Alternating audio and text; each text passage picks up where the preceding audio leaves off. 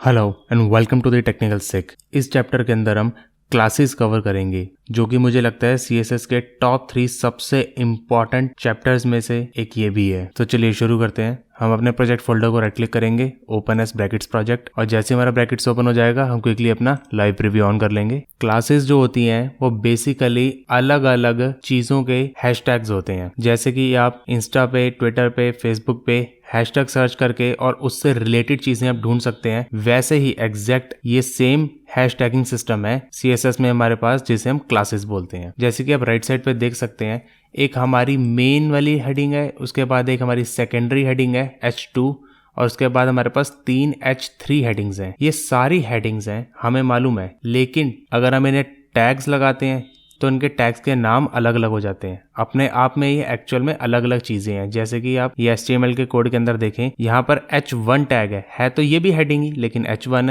है ये भी हेडिंग, लेकिन H2 है, और है ये भी हेडिंग, लेकिन H3 है। तो इन सबको आपस में कैसे जोड़ा जाए एक हैशटैग सिस्टम के साथ, तो उस हैशटैगिंग सिस्टम को कहते हैं सीएसएस में क्लासेस। तो यहाँ पे आप देख सकते हैं, मैंने H1 जो है हमारी हेडिंग, उसकी मैंने क्लास दी है कि हेडिंग। मैंने बताया है अपने कोड को कि ये हमारी हेडिंग है। जो H2 है वो भी हमारी हेडिंग है, जो H3 है वो भी हमारी हेडिंग है। ये सारी हेडिंग्स है हमारी। नीचे भी H3 हमारी हेडिंग है, उसके नीचे एक और, ये तो पैराग्राफ है, एक और हेडिंग है। अब ये करने का मेरा क्या मकसद है, अभी मैं आपको पहले लेमन लैंग्वेज में समझाता हूँ कि मैंने करा क्या है। कि ये सारी की सारी हेडिंग्स को एक हैशटैग दे दिया है, हैशटैग हेडिंग, मतलब क्लास हेडिंग। अब इससे मैं सारी की सारी जितनी भी मेरे डॉक्यूमेंट के अंदर HTML के अंदर जितनी भी हेडिंग्स है, मैं उन्हें टारगेट कर सकता हूँ सिर्फ और सिर्फ एक सिलेक्टर से। तो चलिए हम अपना ऊपर का कोड डिलीट करते हैं और यहाँ पे मैं आपको ये एग्जीक्यूट करके दिखाता हूँ। जो क्लासेस हैं उनको एग्जीक्यूट करने के लिए हमें CSS में टाइप करना पड़ता है डॉट।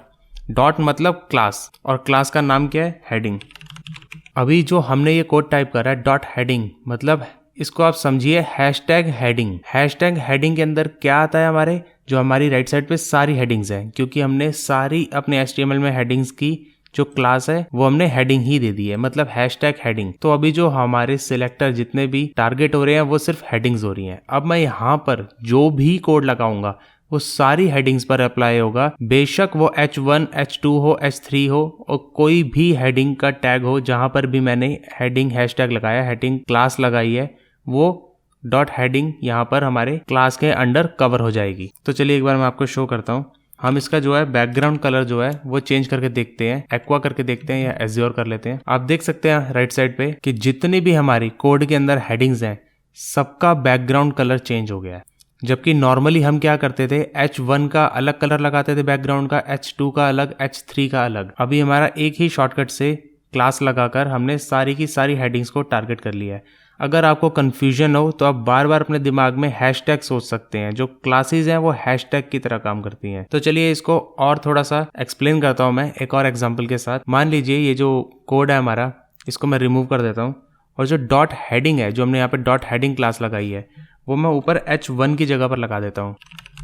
आप देख सकते हैं कि राइट साइड पर जो हमारी हेडिंग है, जो हमने हेडिंग क्लास है, उसके ऊपर जो कोड लगाया है वो सबके ऊपर अप्लाई हो गया है। वो इसलिए क्योंकि H1, H2, H3 सारी की सारी हमारी हेडिंग्स की जो क्लास है वो हमने हेडिंग रखी हुई है, और उसके ऊपर हमने अप्लाई करा अपना कोड, जो कि ऑफकोर्स सब पे अप्लाई होगा क्योंकि अब ये सारी हैशटैग हेडिंग्स है हमारी। अब लेकिन मान लीजिए हमने सिर्फ पहली वाली हेडिंग को छोड़कर, जो मेन हेडिंग है हमारी H1, इसको छोड़कर, और सेकंड वाली को भी छोड़कर, सिर्फ जो नीचे की 3 हेडिंग्स है जो हमारे बुक्स के नाम है, सिर्फ उनका बैकग्राउंड कलर चेंज करना हो, और वो भी एक साथ में। क्योंकि ये हम मान लीजिए एक वेबसाइट बना रहे हैं जिसके ऊपर एक मेन हेडिंग है लेकिन नीचे बुक्स के नाम भी हैं। बुक्स के नाम के जो बैकग्राउंड कलर होना चाहिए वो अलग होना चाहिए हमारे मेन टाइटल से, जिससे कि वो देखकर पता लगे कि हाँ ये बुक के नाम से है, ये मेन कोई हेडिंग नहीं है। तो अभी हमने सबको हैशटैग कर रखा है हेडिंग, तो सारी हेडिंग के ऊपर हमारा सारा कोड अप्लाई हो गया। तो हम ये कैसे अचीव करें, तो इसका जो तरीका है वो है मल्टीपल क्लासेस। मल्टीपल क्लासेस का मतलब है कि आप एक के बजाय और क्लासेस भी ऐड कर सकते हैं। जैसे कि हमारे जो बुक्स के नाम है, यहाँ पर ये जो 3 बुक्स के नाम है, अब इनके ऊपर हम हैशटैग बुक दे देते हैं। तो यहाँ पर हम कोड में देखते हैं, ये रहा हमारा पहला H3 टैग, तो यहाँ पर हम इसका हैशटैग दे देते हैं बुक। अब ये जो H3 जो हमारा एलिमेंट है, अब ये 2 क्लासेस को बिलोंग करता है। एक हेडिंग और एक बुक।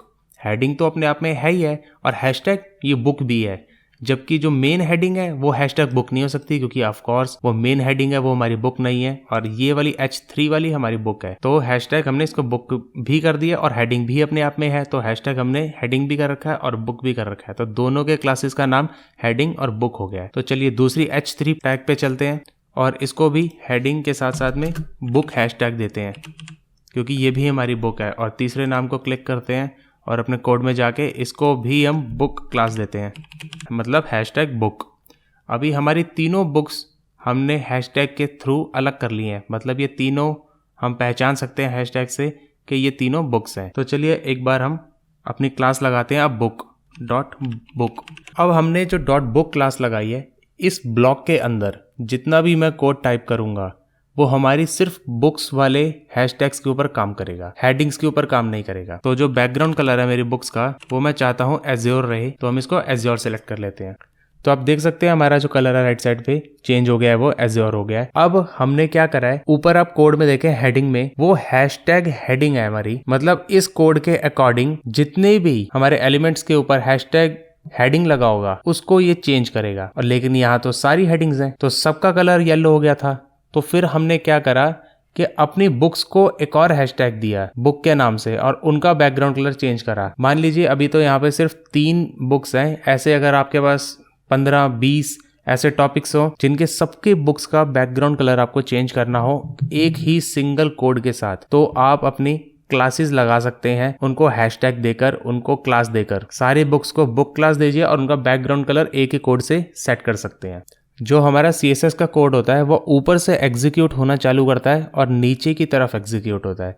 तो एक्चुअल में हमारे कोड में क्या हुआ है, पहले हमारे कोड ने क्या करा है कि हैशटैग हेडिंग ढूंढा है। हम इस कोड को डिलीट करते हैं। उसने हैशटैग हेडिंग ढूंढा है और सबको येलो कर दिया है, सबके ऊपर जो ये प्रॉपर्टीज हैं ये अप्लाई कर दी हैं। अब हमने क्या करा कि चलो ये तो अप्लाई हो गया, कोड यहाँ तक रन हो गया है। अब हमने आगे अपना कोड लगा दिया है कि जो था पहले वो ठीक है, लेकिन अब मुझे दूसरा कलर चाहिए। तो अब कोड जो है वो नीचे वाला वर्क कर रहा है, नीचे वाला भी ऐड हो गया, आप ये लगा सकते हैं, या उसके ऊपर ही लग गया है। पहले ऊपर वाला कोड चला, उसने सबको येलो करा, फिर नीचे वाला कोड चला, उसने बुक हैशटैग वाले ढूंढे, उसमें 3 हेडिंग्स थी नीचे वाली और उसने उस पे अप्लाई कर दिया एज्योर कलर। है ना ऑसम। जो एक क्लासेस है मोस्ट इंपॉर्टेंट पार्ट है CSS का, इसके बगैर आपके CSS की जर्नी कहीं नहीं जा सकती। ये वीडियो चाहे आपको 10 बार देखनी पड़े, अब बार बार देखें ताकि आपको ये कंसेप्ट क्लियर हो जाए। तो चलिए मैं आपको एक तीसरा एग्जांपल देता हूँ, थोड़ा सा और डिफिकल्ट लेवल की तरफ बढ़ते हैं। तीसरा लेवल ये है कि मान लीजिए कि मैं चाहता हूँ कि जो मेरे राइटर्स के नाम है, जो भी बुक के राइटर्स के नाम है, उनके कलर्स चेंज हो जाएं। तो यहाँ पे आप मेरे HTML के कोड के अंदर देख सकते हैं, मैंने अपने जितने भी राइटर्स के नाम है उन सबको स्पैन टैग के अंदर डाल रखा है। स्पैन टैग में डालने का मेरा क्या मकसद है, मैं आपको क्विकली अभी शो करता हूँ। स्पैन के अंदर हमने इसलिए डाला है कि हम जो राइटर्स के नाम है इनको अलग अलग हैशटैग्स दे सकें, अलग अलग क्लासेस दे सकें। तो जो स्पैन है इसको हम क्लास देते हैं राइटर और हम फटाफट से अपनी क्लास कॉपी कर लेते हैं और बाकी भी जितने भी हमारे स्पैन वाले टैग्स हैं राइटर्स के उनमें हम पेस्ट कर देते हैं। अभी हमने बेसिकली क्या अचीव करा है ऐसे करके, वो हमने ये करा है कि जो हमारे राइटर्स के नाम है स्पैन टैग के अंडर हमने उनको क्लास दे दिया है, हैशटैग दे दिया है राइटर। अभी हमारी हेडिंग के अंदर हमारा एक स्पैन है, उसके अंदर हमारे राइटर्स के नाम है, उनको हम टारगेट करेंगे अपनी क्लास के थ्रू। तो चलिए अब हम अपनी क्लास बनाएंगे यहाँ पे राइटर क्लास, क्योंकि हमने राइटर क्लास को टारगेट करना है जिसमें हमारे राइटर्स के नाम है हैशटैग राइटर। जो राइटर है हमारी क्लास वो स्पैन के अंडर है, स्पैन की क्लास है।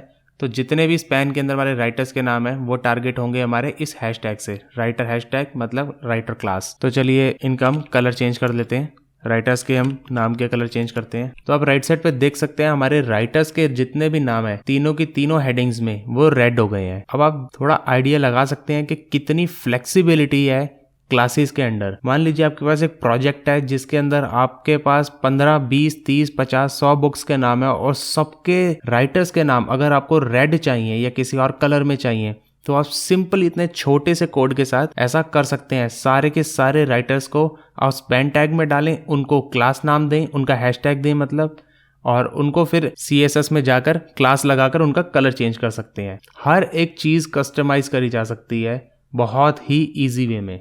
तो चलिए इसको थोड़ा और कॉम्प्लेक्स करते हैं और एक और एग्जांपल देता हूं मैं आपको, जिससे कि आपको और थोड़ा क्लियर हो जाए, आपका माइंडसेट जो है जिसमें डाउट्स हैं किसी भी तरह के वो हट जाएं, क्लियर हो जाएं और आपको अच्छे से समझ आ पाए। तो मान लीजिए यहाँ पे हमारे पास ये 3 राइटर्स हैं और इनमें से मेरा एक फेवरेट राइटर है। मैं चाहता हूँ कि सारे के सारे जो मान लीजिए वेबसाइट पे मेरे 100 बुक्स के नाम है और बुक्स के राइटर्स के नाम है, सब के सब रेड में हो रखे हैं, लेकिन उनमें से सिर्फ एक मेरा फेवरेट है या 2 मेरे फेवरेट हैं और उनका कलर मैं चेंज करना चाहता हूँ। बाकी सब तो रेड हो गए हैं मेरे कोड से, 100 के 100 बुक्स के राइटर्स के नाम रेड हो गए हैं, लेकिन एक ऐसी बुक है जो मुझे बहुत पसंद है, जो मैं चाहता हूँ कि अलग से दिखे, उसका कलर मैं चेंज करना चाहता हूँ। तो वो अचीव करने के लिए हमें ऐसा करना पड़ेगा, जो मेरी फेवरेट बुक है वो है ब्रदर्स कारामाज़ोव, हम इसके राइटर का जो नाम है इसको हम किसी और कलर में चेंज करेंगे। तो इसको करने का जो तरीका है वो ये है कि हमारी जो राइटर क्लास है, राइटर हैशटैग है हमारे कोड के अंदर, वहां पर जाकर हम